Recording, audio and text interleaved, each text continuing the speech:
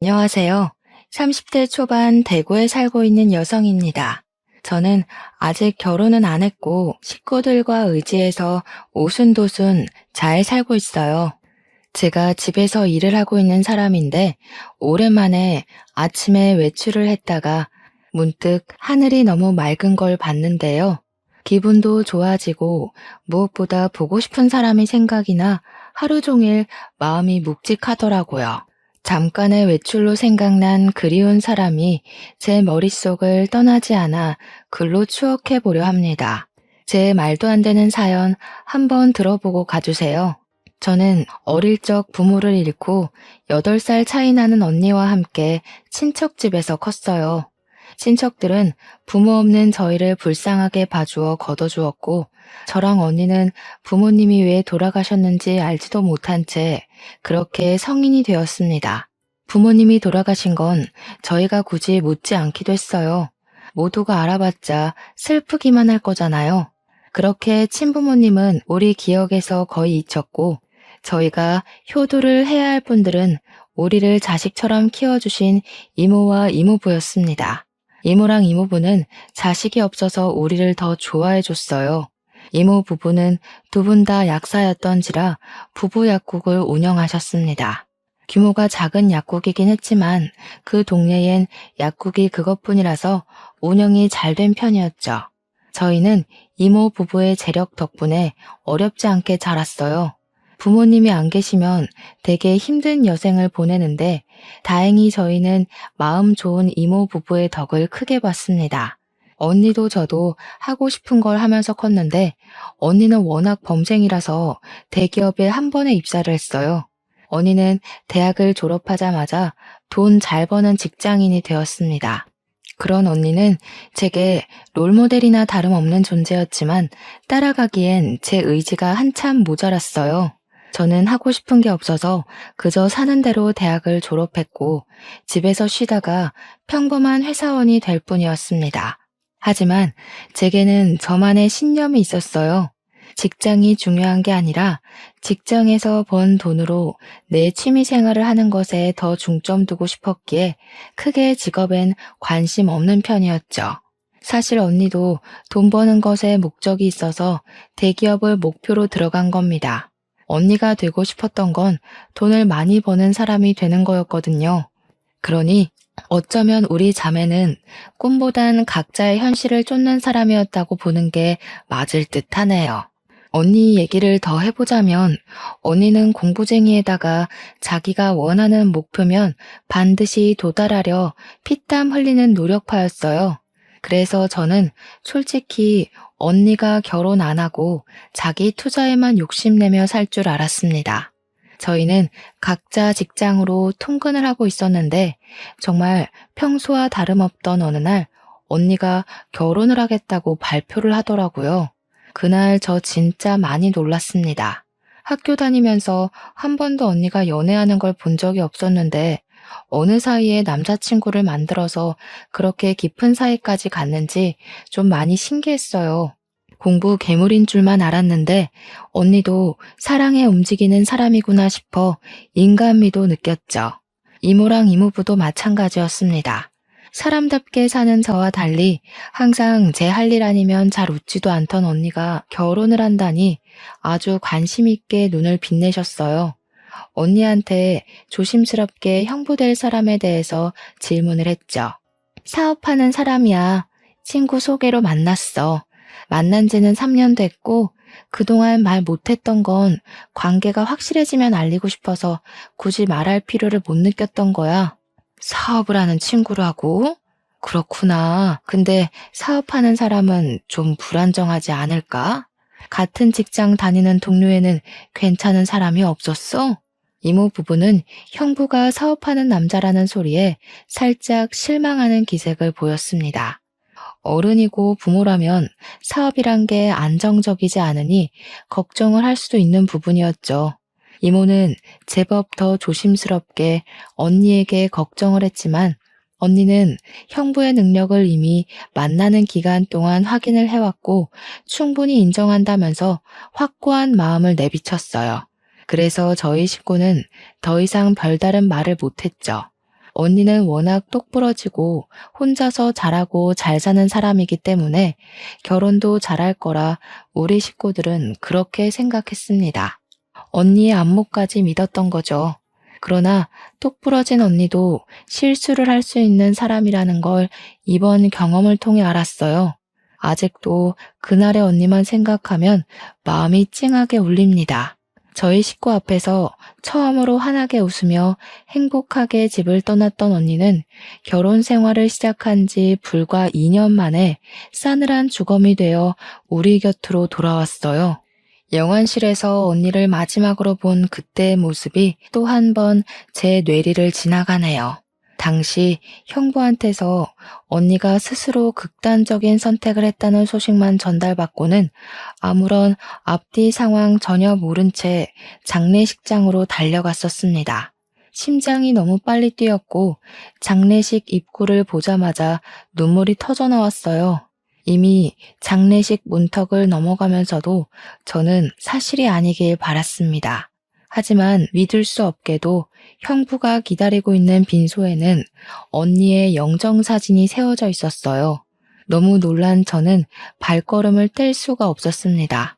이미 울면서 뛰어오느라 눈이 다 부었는데 그 자리에서 또 한 번 눈물을 터뜨리며 입을 틀어 막았었네요. 오랜만에 보는 언니 얼굴을 이렇게 영정사진으로 마주하게 될 줄은 몰랐습니다. 이모는 언니를 보자마자 주저앉아 오열을 했어요. 이모부도 넋놓고 눈물을 보이면서 이모를 부축했습니다. 이모가 언니 사진 앞에서 언니 이름을 부르짖으며 바닥을 길 때 그 옆에서 사돈 식구들은 아무 말도 하지 못하고 그저 침묵만 유지하고 있었어요. 그때 비통하게 통곡을 하던 이모는 눈물이 곧 분노가 되어 이모부를 뿌리치고 자리에서 일어났어요. 다짜고짜 형부에게 달려들어 멱살을 잡았습니다. 이게 뭐야? 자네가 말해보게. 우리 혜인이가 왜 이렇게 된 거야? 내 딸 평생 행복하게 해준다고 하지 않았어? 대체 왜 우리 혜인이가 저기 있는 거냐고? 죄송합니다. 평소에 직장일 때문에 스트레스가 많았는데 제가 못 살폈어요. 정말 죄송합니다. 죄송하다는 말밖엔 드릴 말씀이 없네요. 우리 애가 자네를 얼마나 믿었는데, 잘 웃지도 않던 애가 결혼한다고 얼마나 행복해했는데 왜 우리 애가 저렇게 될 동안 아무것도 못했어, 왜?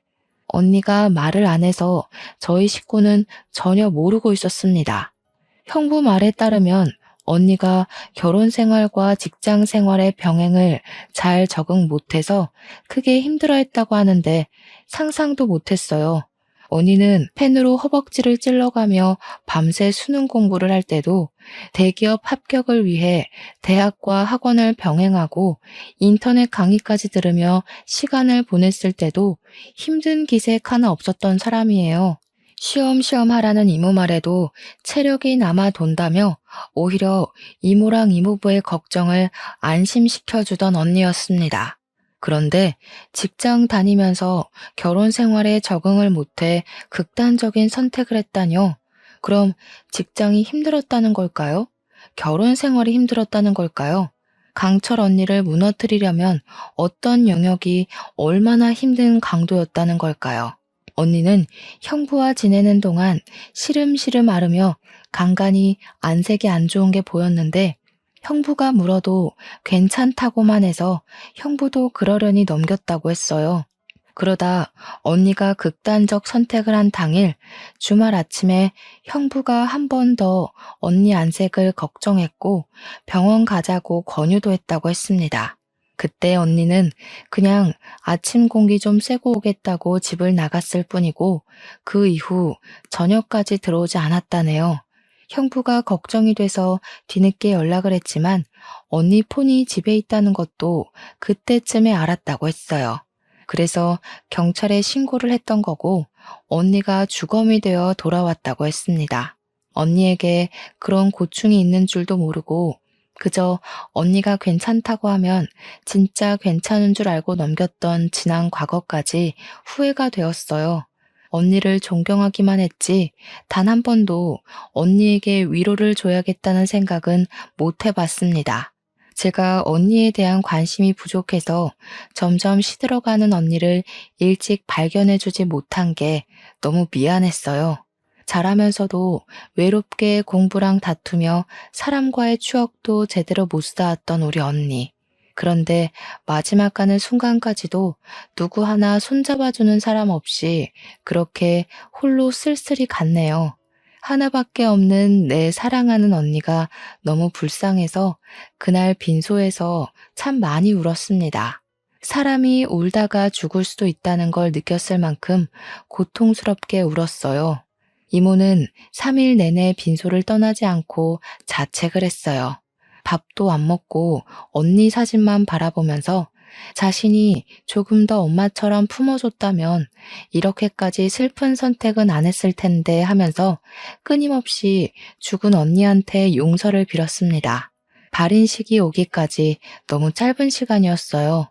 사돈 어른들도 우리에게 면목이 없다면서 언니를 못 지켜줘서 미안하다고 하더군요. 올바른 애였으니까 좋은 곳에 갔을 거예요. 혜인이가 좀 똑똑한 아이입니까? 아마 그곳에 가서도 똑부러지게 잘 지내고 있을 거니 너무 자책은 하지 마셔요. 고맙습니다. 제가 너무 속상한 마음에 실언을 많이 했던 것 같은데 너그러운 마음으로 용서해 주세요. 그동안 우리의 좋게 봐주셨던 은혜 잊지 않을게요. 사돈 어른은 우리에게 언니 조의금이니까 자기네들은 손대지 않겠다고 선의를 베풀어 줬습니다. 그런 사돈 어른 마음에 고마워서 이모 부부는 같이 고생했는데 그럴 수가 있냐며 조의금에서 반을 내드렸어요. 그리고 사돈 댁과는 그렇게 연이 끊어질 줄 알았어요. 기회가 되면 웃는 얼굴로 다시 만나 밥 한 끼 정도 하자고만 하고 서로의 건강을 기원하며 작별 인사를 했습니다. 근데 언니가 죽고 일주일도 안 돼서 저희는 조금 당황스러운 사실을 직면하게 되었어요. 전혀 몰랐는데 언니 밑으로 빚이 수억이나 딸려 있다는 걸 알았습니다. 이모 부부도 너무 놀라서 이게 정말 언니 앞에 있는 빚이 맞는지 몇 번이나 확인을 했어요. 여보, 우리 혜인이가 이럴 애가 아닌데 어떻게 된 거지? 이렇게 무턱대고 돈을 빚낼 애가 아닌데 무슨 일 있었던 거 아닐까? 이상하긴 하다. 우리가 주는 용돈도 교재 사는 거 아니면 손도 안 대던 앤데 박서방은 뭐 아는 게 있으려나? 많이 이상했습니다. 이모 말대로 언니는 절대 빚을 낼 사람이 아니에요. 근데 대체 뭐가 아쉬워서 이렇게나 큰 돈을 빚냈던 걸까? 형부도 사업을 하고 있었고 언니도 대기업 팀장으로 승진해 돈도 더 많이 벌고 있었는데 말이죠. 또 집이 없는 것도 아니고 애가 있는 것도 아니었는데 대체 왜 이렇게 많은 빚을 낸 건지 아무리 고민해도 이해가 안 되었습니다. 언니가 워낙 자기 얘기를 안 하니까 이래저래 추측도 어려웠어요. 그러나 우리 식구가 몰랐던 고충이 있는 건 확실한 것 같더라고요. 단순히 직장과 결혼 생활 병행 때문만은 아닐 수도 있겠다 싶은 생각이 들었어요. 그래서 한날 제가 형부한테 전화를 걸었습니다. 형부, 언니가 직장 일이랑 결혼이랑 같이 감당하는 걸 힘들어했다고 했잖아요. 혹시 언니가 투잡 준비하고 있었어요? 언니 밑으로 빚이 13억이나 있더라고요. 알고 계셨나 해서요. 오, 그래? 몰랐는데? 세상에나 13억 적은 돈 아닌데 언제 그렇게 큰 돈을 빌렸지? 그것 때문에 그렇게 얼굴빛이 안 좋았구나. 아니, 어쩌다가 그렇게 많은 돈을 빚냈대? 모르겠어요. 저희 언니 워낙 돈 안 쓰는 거 형부도 알잖아요. 함부로 도전 같은 것도 안 하는 사람인데 어쩌다가 이런 건지. 일단 알겠어요. 형부도 뭐 들은 거 없다는 거네요. 제가 알아볼게요. 언니 사정을 걱정하는 것과 별개로 우선 저희 집은 그날로 언니 빚 때문에 집안이 파산나 버렸습니다. 이모 부부는 잘 되던 약국까지 팔아넘겨야 했고 갖고 있던 집값 높아서 집까지 팔아 빚을 메꿔야 했어요. 그 덕에 빚 반은 줄일 수 있었습니다. 이미 너무 많았던 빚은 반이 줄어도 생계에 위협될 만큼 많았어요. 이모 부부는 급하게라도 돈을 벌기 위해서 많은 나이에 남의 약국 밑에 들어가 일하게 되었습니다. 두 분 같이 하는 모습이 보기 좋았는데 돈 때문에 결국 뿔뿔이 흩어지게 된 거지요. 저 또한 어려워진 형편을 지켜만 볼 수는 없어서 퇴근하고 아르바이트를 뛰었어요. 이모 부부도 집에서 따로 부업을 하면서 저희 식구는 언니 빚을 해결하느라 24시간 부족한 삶을 살아야 했습니다. 그렇다고 한 번도 죽은 언니를 원망했던 적은 없어요. 걱정이 되었던 건 여전하고 언니가 보고 싶은 것도 마찬가지였습니다. 바쁘게 사는 게 너무 버거웠지만 한편으론 언니의 대단함을 또 한 번 느끼기도 했어요. 저희 언니야말로 늘 24시간 부족하게 살아온 사람이었거든요. 그 덕에 언니의 모든 시간은 전부 언니의 커리어가 되었고요. 한 번씩 제가 별것 아닌 일로 힘들 때마다 언니가 제게 위로의 말 대신 줬던 사탕이 있었는데 언니는 저를 나이가 먹어도 어린 동생이라고 생각하는 것 같았어요. 그게 다 늙어서는 그게 한 번씩 꼰대처럼 보여서 내가 앤 줄 아냐고 언니한테 틱틱거리기도 했는데 언니가 죽고 나니까 저는 나무였고 언니는 제게 숲이 되어준 든든한 존재였다는 걸 알겠더군요. 언니가 그렇게 떠나고 난 후 언니가 보고 싶어서 못 견딜 것 같아 언니 물건은 일체 건드리질 않았었는데요. 작은 집으로 이사를 오면서 포장해왔던 언니 물건이 제 방에 있었거든요. 차마 박스를 다시 열어보진 못하고 있었는데 그날은 한번 생각난 김에 열어봤어요. 언니가 제게 하나씩 줬던 사탕도 함에 들어있더군요. 그렇게 언니가 남겨두고 간 유품을 묵묵히 살펴보던 중 갑자기 생각난 게 있었어요. 언니 유품이 우리 집에만 있는 게 아니라 신혼집에도 있다는 것이 떠올랐습니다. 혹시 정리라도 해버렸을까봐 급히 형부한테 연락을 넣었는데 형부가 전화를 안 받더라고요. 그래서 그냥 바로 집을 찾아갔어요. 다행히 형부는 이사를 안 간 것 같았습니다. 제가 아파트로 들어가기 전 형부를 봤거든요. 형부는 벤치 흡연구역에 앉아서 흡연 중이었습니다. 근무 시간인 줄 알았는데 그날은 쉬는 날이었는지 대낮에 형부가 운동복 바람으로 앉아 있더라고요. 근데 왜 제 전화를 안 받았는지는 모르겠네요. 일단 저는 다가가서 형부를 부르려고 했어요. 가까이 가니까 형부가 누구랑 통화를 하고 있길래 걸음소리를 줄였습니다. 이번에는 실패 안 해. 그렇게 불안하면 엄마가 또 여자 하나 소개해 주던가. 이번이 마지막이니까 한 5, 6억만 있으면 될 것 같은데. 엄마가 한번 찾아볼게. 요즘 사별하고 재혼하는 사람도 많더라. 순진한 애들로 알아봐 주긴 할 건데 그렇다고 마음 가볍게 먹지 마. 남의 등 처먹는 게 어디 쉬운 일인 줄 아니? 지금 봐라. 괜히 애가 죽어버려선 우리 다 좌불안석이었잖아. 내가 진짜 그땐 숨 막혀 죽는 줄 알았다. 다음 여자는 안 죽게 할게. 한 번 당했으니까 두 번 실수는 안 하지. 근데 좀 많이 멍청한 애로 부탁해. 여자가 똑똑하니까 너무 피곤하더라. 알았어. 근데 엄마가 시킨 건 했어? 혜인이 신분증이랑 도장 불태우라고 했잖아. 갖고 있으면 발목 잡혀. 마땅한 장소 못 찾겠으면 엄마한테 말해라. 어디 절에 가서 태워버리게. 듣고 저는 꼼짝도 못했습니다. 대체 이게 무슨 소리일까 생각 많이 했어요. 하지만 도통 제 상식으론 당장 결론 내릴 수 있을 만한 발언들이 아니었습니다. 저는 결국 형부에게 달려들려다 말고 급히 숨어버렸어요. 그렇게 통화는 그냥 그대로 끝이 났는데 제가 나무 뒤에 숨는 바람에 형부가 혼잣말로 중얼거리는 것까지 듣고 말았는데요. 아, 겁나 똑똑한 년. 나 난감하게 만들려고 머리 많이 썼네. 아니지, 멍청한 건가? 지네 가족 거짓골로 할 것까진 생각 못한 거 보면. 형부는 혼자 낄낄대더니 담배를 끄고 다시 집으로 올라갔습니다. 이전에도 언니 죽음에 뭔가 의문이 있다고 생각은 했으나 알아내지 못했었어요. 그런데 형부 통화를 듣고 나서 그 부분에 대해 100% 확신이 들더군요. 왠지 그런 형부 모습을 동영상으로 찍길 잘했다는 생각을 하면서 저는 언니 유품 정리는 일단 뒤로 하고 그대로 집으로 돌아왔어요.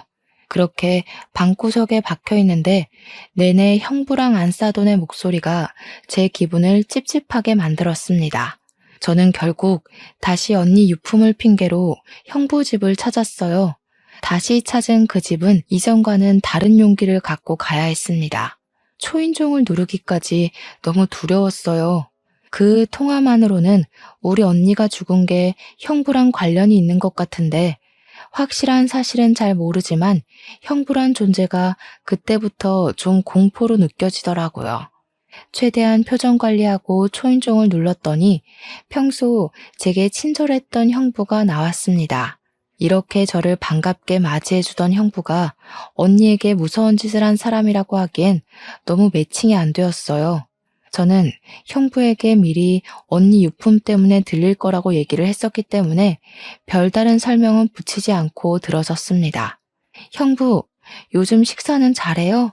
그래도 와이프가 그렇게 됐는데 입맛 없을 거잖아요. 저희 집도 아직 언니 생각 때문에 계속 마음이 안 좋거든요. 그렇지, 아무래도. 내가 처제 언니 많이 좋아했던 거 알잖아. 아참, 나 일 있다. 밥 한 끼 같이 하면 좋은데 미안해. 챙길 거 잘 챙겨가고 다음에 또 보자. 형부는 뭐 책 잡힐 것 같기라도 했는지 갑자기 일이 있다는 핑계를 댔습니다. 그리곤 도망치듯 집을 나가버렸죠. 그 행동이 수상해 붙잡고 싶었던 걸 겨우 참았어요. 오히려 그때는 형부가 곁에 없는 게 나았으니까요. 저는 그때부터 언니의 필요한 물건만 빼내면서 은근히 집을 뒤졌습니다. 다행히도 형부가 언니 물건에는 아직 손을 안 댄 것 같았어요. 아예 안방을 쓰질 않는 건지 썰렁하기도 했습니다. 이곳저곳 돌아다녔던 저는 옷장을 뒤지다가 뭐 하나를 발견했어요. 그건 언니가 늘 습관처럼 쓰던 가계부였죠. 그런데요, 제가 그걸 펼쳐봤다가 아주 당황스러운 걸 목격했지 뭡니까?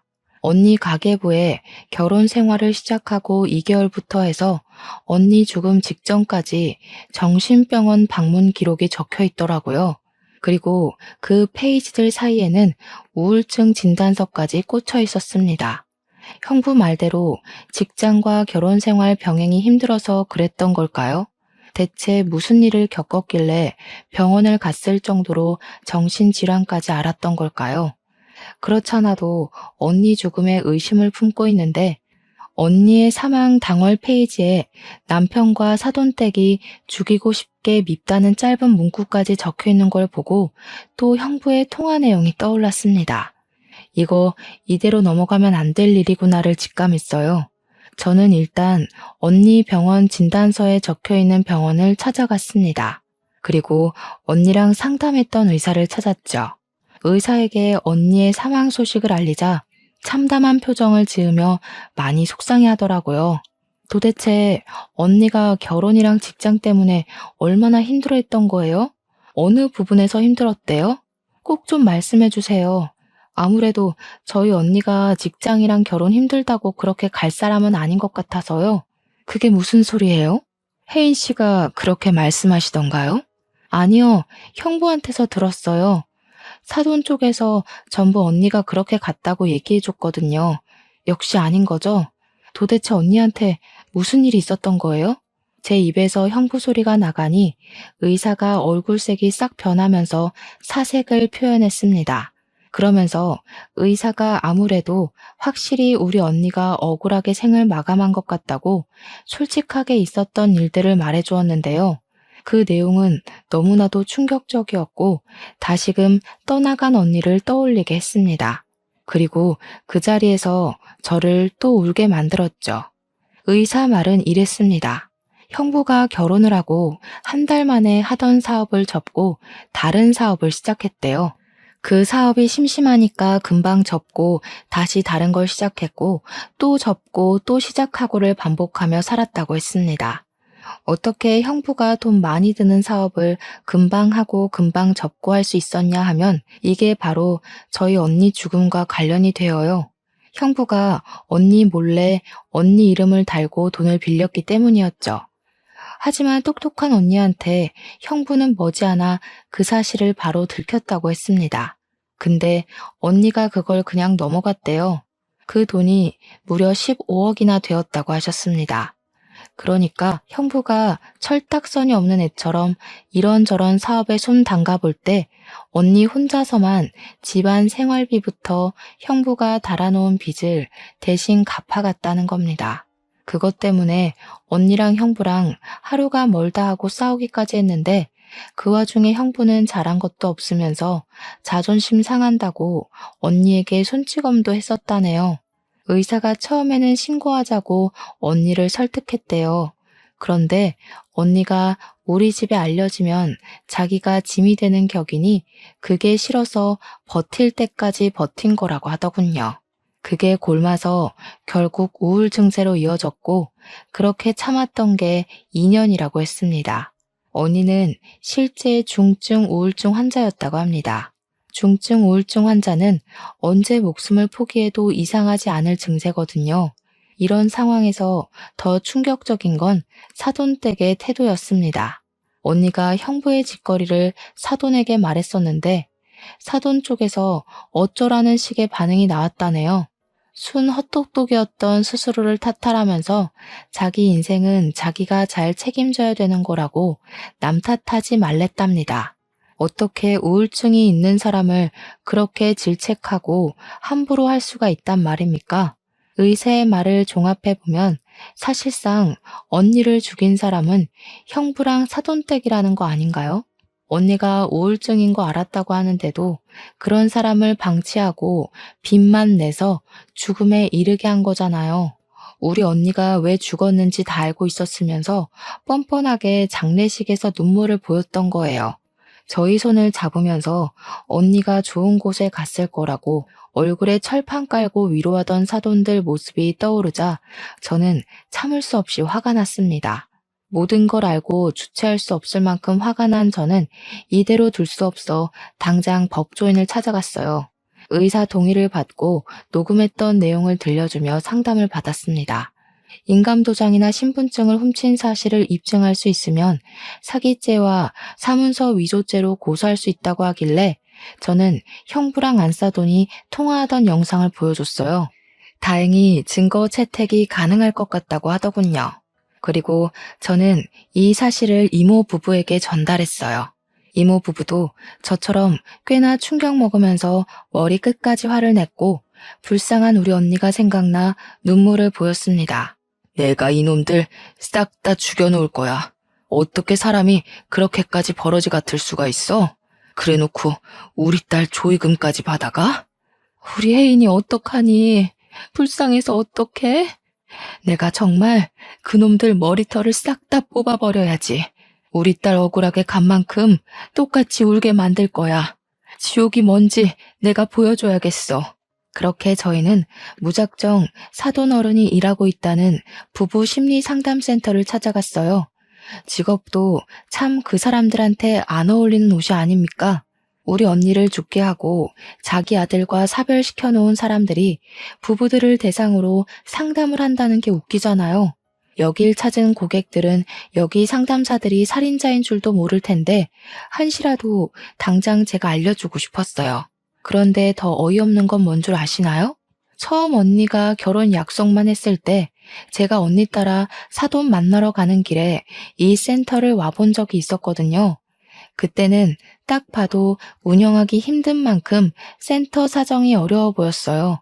근데 다시 찾아간 센터는 그새 좋은 곳으로 이전을 하고 리모델링까지 했더라고요. 완전 TV에 나와도 될 만큼 고급지게 바뀐 거 아니겠어요? 남의 집 초상 내놓고 자기네들은 기다렸다는 듯이 살림을 피다니 너무 안 봐도 비디오인 수준이었습니다. 사돈댁이 원래 우리 집보다 형편 안 좋았거든요. 저희는 약국하던 집안이라 부유했으나 형부네는 형부가 사업을 한다고 했는데도 저희보다 어려웠어요. 형부 집안 배경은 기본적으로 평민보다 못한 수준밖에 안 되었던 걸로 압니다. 그래서 사돈댁 센터는 인터넷에 검색도 안 될 만큼 팔이 날렸었거든요. 제가 그때 사돈 사업장이라고 알려주는 언니의 말을 듣고 잠깐 결혼을 고심해보라 슬쩍 말을 던져보기도 했는데요. 언니는 사람이 어디 돈뿐이냐고 적당히 살고 적당히 좋은 마음이면 그걸로 충분히 잘 살 수 있다길래 그때도 언니 의견에 지지만 했었죠. 지금 생각해보면 좀 더 고집해서 말려줄 걸 그랬습니다. 아니, 완전 진상을 부리면서 언니에게 매달렸을 걸 그랬어요. 어쨌든 그렇게나 쪼들렸던 사람이 갑자기 이렇게 사업을 일으킬 만한 돈이 어디 있었겠습니까? 더군다나 형부도 사업을 그 모양 그 꼴나고 있었잖아요. 사돈 어른들이 형부한테 돈을 받았을 리는 없고 당연히 돈 나올 곳은 한 곳밖에 없지 않겠어요? 바로 우리 언니겠죠.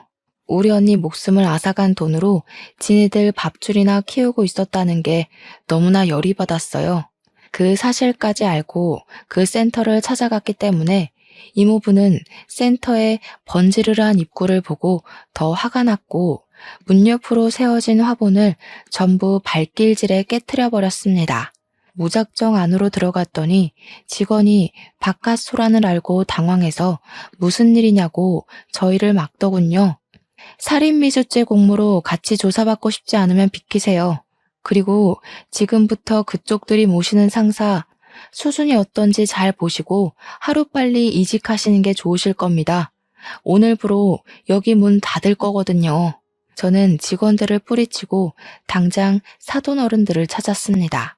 그마저도 제가 찾아 나서는 게 싫어서 당장 기어 나오라고 소리를 쳐버렸어요. 그러니 당연하게도 사돈 어른들이 상담하다 말고 튀어나오더라고요. 어머나 세상에, 혜인이 동생 아니니? 여기서 뭐 하는 거야? 다짜고짜 와서 민폐야? 뭐 하는 거긴요. 우리 언니 죽인 살인자 두 분한테 따지러 왔죠. 와, 너무 웃긴다. 지금 부부 상담해 주시는 거예요? 자격 있어요? 우리 언니랑 형부 사별시킨 사람들 아니세요? 아, 이분들도 다 사별시키려고요? 여기 부부 화합이 아니라 부부 사별이 목적인 곳인가 보죠? 뭐야? 갑자기 찾아와서 밑도 끝도 없이 무슨 행패야? 경찰에 신고하기 전에 당장 나가. 감히 누구를 모욕하려고? 안사도는 얼굴이 시뻘개져서 제게 목청을 높였어요. 직원한테 당장 경찰에 신고하라고 지시하면서도 돈 주는 고객들을 지키고 싶었는지 상담실에 들어가 계시라고 억지 웃음을 짓더군요. 거기다 대고 제가 말해줬죠. 이 사람들의 진실을요. 다들 한시라도 빨리 도망치시는 게 좋을 거예요. 여기 이 상담사들이 얼마나 사람 심리로 장난을 쳤는지 저희 언니가 그거 못 견디고 불쌍하게 죽었거든요. 심리 상담사라서 심리적으로 사람 피말리는 짓 굉장히 잘하는 사람들이에요. 여기서 상담받았다간 부부끼리 서로 죽이네 마네 하시게 될 거니까 얼른 다른 데 알아보세요.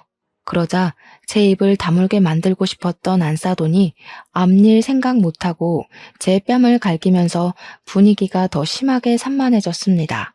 지켜보고 있던 부부 고객들은 안사돈의 돌발 행동 때문에 이미 상담사로서의 신뢰를 잃고 말았어요. 그 와중에 안사돈은 아예 이미지를 놓아버리기로 마음먹은 건지 제게 막말을 내뱉기 시작했는데요. 뭐? 살인자? 근거 있니? 이렇게 개념 없이 덤벼들 거면 그만한 증거는 갖고 행패 부리는 거야? 어디 버르장머리 없게 두 눈 똑바로 뜨고 누명을 뒤집어 씌우려고 해? 네 언니 죽은 게 왜 우리 탓이니? 혼자 살기 싫다고 멋대로 죽은 언니한테 물어봐라. 우리가 죽으라고 떠밀었다니? 죽으라고 고사 지낸 것도 살인이나 마찬가지죠.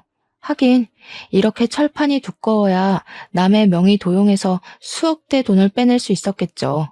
언니 목숨값으로 센터 이전도 하시고 명예도 얻으시고 앞으로 부자 될 일만 남을 줄 알았는데 제가 나타나서 좀 불안하시겠어요? 오죽했으면 사람도 많은데 제 뺨을 치셨을까? 얼마나 급하셨길래 그래요? 당장 나가. 네 언니 눈깔도 꼴도 보기 싫어서 잘 죽었다 싶었는데 어디서 똑같은 눈깔을 달고 와가지고 내 피를 말려? 내 센터에서 나가라고.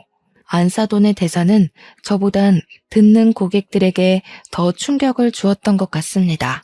자기 분에 못 이겨서 스스로 성질을 드러내는 꼴이라니 이렇게 나와주면 제 입장에선 고마웠죠. 그 옆에서 바깥사돈은 급히 고객들을 진정시키며 자기들이 억울한 입장이라고 얘기를 했어요. 그러면서 나중에 홈페이지에다 상세 사과문 올릴 테니 집으로 돌아가달라 부탁하고 있었습니다.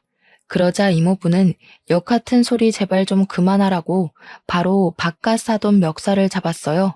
감히 남의 집 귀한 딸 데려가선 시체로 돌려줘? 당신들이 그러고도 사람이야? 어떻게 사람을 죽여놓고 시치미를 뗄 수가 있어? 대체 우리가 뭘 했다고 이래요? 진짜 딸도 아니면서 오버하시네. 그 애가 왜 우리 때문에 죽어요? 쟤 혼자 나가서 죽은 거지. 말은 똑바로 해요. 사람들이 오해하잖아요. 선을 넘은 바깥사돈 말에 이모부는 결국 참지 못하고 주먹을 날렸습니다. 그걸 안사돈이 나서서 말리려고 하길래 이모랑 제가 안사돈을 붙잡았어요. 이모는 안사돈이 언니까지 죽게 한 걸로 모자라 제게도 손을 댄 것에 화가 나서 안사돈 머리채를 잡고 바닥에 넘어뜨렸어요. 당신들이 내 딸 앞으로 빚내고 죽음까지 몰았잖아. 당신들 먹고 살 궁리하느라 내 딸이 죽어가는데도 방치했잖아. 근데도 뭐가 잘못됐는지 몰라? 우리 애가 당신들 입으로 자백한 녹음 다 가지고 있는데? 그 자리에서 저는 바로 녹음을 틀어주었습니다. 그랬더니 사돈도 놀랐지만 누구보다 충격받은 부부 고객들 놀라서 당장 환불 요청하기 시작했어요. 그러면서 고객들은 사돈 어른들한테 쌍욕을 했고 그렇게 살지 말라며 경고를 때린 뒤 센터를 나갔습니다. 밖에서 센터 건물을 사진으로 대량 찍는 것 같던데 아무래도 SNS에 후기를 올리려고 하는 것 같았어요. 그때 정말 타이밍 기가 막히게도 룰루랄라 놀러온 형부가 센터를 들렀다가 내부 상황을 보고 당황하더군요. 저랑 저희 식구들을 보면서 순간 찔리는 게 있는지 바로 도주를 했습니다. 저 사람이 우리 언니한테 가장 큰 가해자였을 텐데 이대로 놓칠 수가 있나요?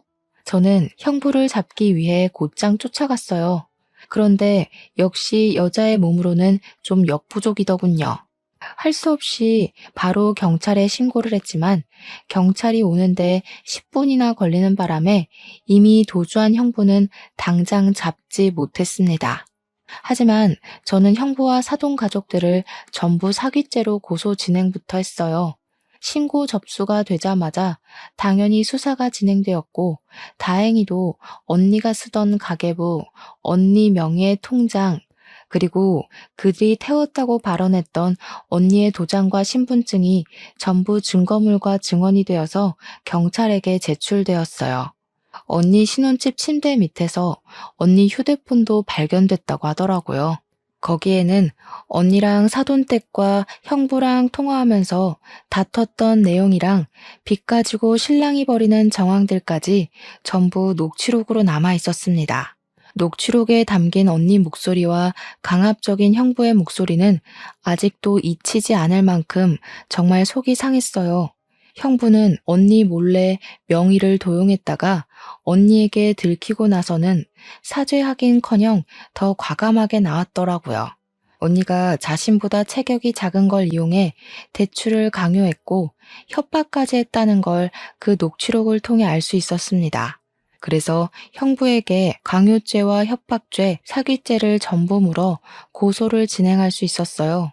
더불어서 우리 언니가 거절하지 못하도록 시댁에서 단체로 매출을 강요했다는 사실까지 밝혀졌는데 그 대출받은 재산을 전부 시댁을 위해 사용했다는 점에서 특수 협박죄로 형사처분도 가능했습니다. 형부는 결국 징역 5년의 처벌을 받게 되었죠.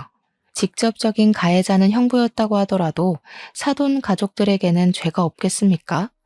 우리 언니가 자살을 선택하도록 몰아간 죄를 반드시 묻고 싶었어요. 그래서 사기 공범죄로 형사 및 민사소송까지 진행했으나 언니가 시댁에 의해 대출 강요를 받았다는 직접적인 증거는 부족했습니다. 그래서 징역까지 안 되고 그저 200만 원의 벌금형으로 끝나고 말았죠. 하지만 저는 형부 하나만 골로 보낸 걸로 만족하지 못했어요. 우리나라 법이 그렇다는데 제가 법으로 뭘 더 할 수 있었겠습니까? 해서 저는 지역 카페와 맘카페에 이 사실을 전부 공표해 줬습니다. 우리 친언니를 죽음으로 몰아간 사돈이 현재 땡땡시에서 부부 상담센터를 운영하고 있다는 내용으로 우리 집 사정을 구구절절 상세히 기재했고 그걸 인터넷에 뿌려버렸어요. 물론 명예훼손을 받을 수 있겠지만 범죄자 가족 주제에 남의 부부관계를 상담해준다는 게 말이 안 되지 않습니까? 이 소식을 전해 들은 카페 회원들은 다 같이 분노를 해주었습니다. 역시 엄마들의 힘은 대단한 건지 사돈댁 일이 소문나는 건 정말 삽시간이었어요. 그렇게 지역신문에도 제보가 되면서 그 부부 상담센터는 또다시 본래 모습처럼 파리만 날리게 되었고 적자가 나서 2달 만에 폐업을 하게 되었습니다. 맘카페 회원들은 다 같이 그 부부 상담센터에 찾아가 따지려 했으나 이미 폐업을 해버려서 더 이상 죄를 묻지 못했어요. 사돈댁은 일이 제법 커지고 더 이상 사회가 손가락질하는 그 압박을 견디기 힘들었는지 저희 식구에게 사과를 하고 싶어 했나 봅니다. 제 전화번호는 또 어떻게 알아낸 건지 모르는 번호로 전화가 왔더라고요. 저는 그게 사돈댁인 줄도 모르고 받았더니 그 카랑카랑한 목소리로 제 뺨을 치던 아줌마라서 그냥 끊어버리려고 했거든요. 아니 아가씨, 잠깐만 내 말 좀 들어봐요. 우리가 꼭 아가씨랑 사돈댁한테 이 말을 해야 될 것 같아서 애타게 찾았어요. 미안해요. 혜인이 일은 우리가 평생 사죄하면서 살게요. 그러니까 제발 우리 좀 용서해줘요. 요즘 이상한 방송국까지 찾아와서 집 밖도 못 나가고 있어요. 이제 와서 존댓말 쓰는 것도 웃기네요. 겨우 그 정도로 못 살겠어요? 우리 언니는 그쪽들한테 시달리면서 2년이나 숨막혀 하다가 떠났어요. 뭐 얼마나 지났다고 벌써 죽겠다 소리를 해요? 당신들 벌 받는 거 이제 시작일 뿐이고 우리 언니가 용서했다고 내 꿈에 나타날 때까지 평생 언니보다 더한 고통 받으셔야 될 겁니다. 저는 그래도 전화를 끊어버렸고 수신 차단을 했어요. 우리 언니 죽음은 이런 불장난 같은 가벼운 사과로 넘어갈 문제가 아닌데 어쩜 저들은 사과하는 방법조차 모르는 걸까요? 이게 사과로 될 문제라고 생각하는 수준조차 정말 답이 안 나오는 어른이지 않나 싶었습니다. 저는 이렇게 파렴치한 인간들이 벌을 받게 만들긴 했지만 언니를 잃은 상실감은 여전히 채워지지 않더군요. 제가 언니에게 조금 더 관심을 가지고 살았다면 이런 일이 안 벌어졌을까 싶으면서 뒤늦은 후회만 오더라고요. 우울증에 정신과 약까지 복용했는데 동생인 제가 몰라준 게 얼마나 한심합니까? 이렇게 한 달이 건넌 가족관계에도 발등 찍힌 것이 너무 억울하고 서러운데 우리 언니는 제가 아팠던 것보다 더 아팠겠죠. 모든 것이 다 정리가 된 그날 가장 큰 공허를 느꼈네요. 끝장을 봐서 다행이다 싶으면서도 이대로 그들에게 준 벌이 끝나버린 것이 싫기도 하는 이중적인 마음도 들었고요. 그냥 문득 언니가 보고 싶어서 이랬다 저랬다 하는 것 같습니다. 하늘에서 언니가 저를 꼭 지켜보고 있었길 바래요. 언니 보고 싶은 마음 하나가 제게 이렇게 큰 용기가 되었다고 제 마음의 소리를 들었기를 꼭꼭 바랍니다. 그래도 세월이 약이라는 말이 거짓은 아닌가 보더라고요. 언니가 세상을 뜨고 9개월이 지난 현재 주말마다 이모랑 이모부랑 등산에 취미가 생겨서 다니고 있어요. 등산할 때 체력적으로 힘이 드니까 딴 생각을 안 해서 좋더라고요. 특히 산 정상에 올라가면 마치 제가 힘들었던 순간순간들이 결국 다 수억만 가지의 경험 중 하나일 뿐이라는 생각이 들어요. 그만큼 언니가 보고 싶은 그리움과 슬픔보다는 언니와 좋았던 추억이 제 마음에 더 크게 자리 잡는다는 거죠. 저도 언젠가는 언니가 있는 곳으로 갈 운명이잖아요. 나중에 저희 식구들도 전부 언니 곁으로 갈 거고 우린 또 만나게 될 텐데 뭘 그렇게 그리워했을까 싶더라고요. 그래서 산 정상만 올라가면 항상 갈피를 못 잡던 제 마음이 좀 진정이 되어서 좋습니다. 그건 이모랑 이모부도 마찬가지라고 하네요. 여러분들은 꼭 결혼한 형제자매가 있다면 옆에서 끊임없는 대화를 해줌으로써 우리 언니 같은 불상사가 일어나지 않도록 잘 대처했으면 해요. 속상하게도 가족의 소중함은 이들이 떠나야만 더 크게 느껴지지만 우리가 끊임없이 되새긴다면 충분히 후회되지 않게 표현할 수 있다고 생각합니다. 지금까지 제 사연 관심 있게 들어주셔서 감사합니다. 늘 행복하세요.